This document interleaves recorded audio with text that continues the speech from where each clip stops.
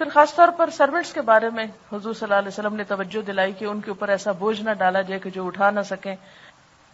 عام طور پر لوگ آخری وقت میں گرم پراٹھا کھاتے رہتے ہیں اور دوسروں کی سحری کا خیال نہیں رکھتے کہ ان لوگوں کو خود بھی کھانی، یا وہ لوگ بہت ارلی بیچارے کھا کے پھر سارے گھر کو سرو کرتے ہیں. ہم خود سوتے ہیں اور ان کو کام میں لگائے رکھتے ہیں. تو ان چیزوں کا بھی تھوڑا دھیان رکھنا ہے. پھر اسی طرح افطار کے وقت میں بھی ان کی مدد کرنا، ٹیبل لگانے میں، اٹھانے میں، برتن دھلوانے میں، تاکہ وہ بھی نماز پڑھ سکے. دیکھیں وہ نماز کیسی ہے جو آپ خود پڑھ رہے ہیں اور آپ کے گھر کے مسلمان سرونٹس نماز نہیں پڑھ رہے. وہ روزے کیسے ہیں کہ آپ خود روزے رکھ رہے ہیں اور آپ کے گھر کے سرونٹس جو ہیں ان کو روزے کی پرواہ نہیں، پتہ ہی نہیں.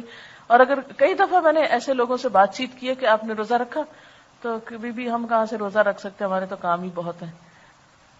تو اتنا اس وقت افسوس ہوتا ہے کہ کیا یہ نہیں ہو سکتا کہ رمضان میں کچھ کام کم کر لیں. کئی لوگ تو نئے کام شروع کر لیتے ہیں، گھروں کی سفیدی شروع کر دیتے ہیں، پینٹ کرانے لگتے ہیں، فرنیچر بدلوانے لگتے ہیں. وہ کہتے ہیں اور تو کوئی کام نہیں ہے اب، کیونکہ دن کی پارٹیاں کافی پارٹیز ختم ہو جاتی ہیں. تو وہ اس مہینے کو کس طرح لیتے ہیں؟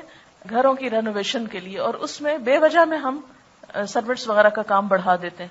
تو اس چیز سے پرہیز کرنے کی ضرورت ہے کہ اس مہینے کو عبادت کا مہینہ سمجھ کے منایا جائے، نہ کہ دنیا داری کرتے ہوئے.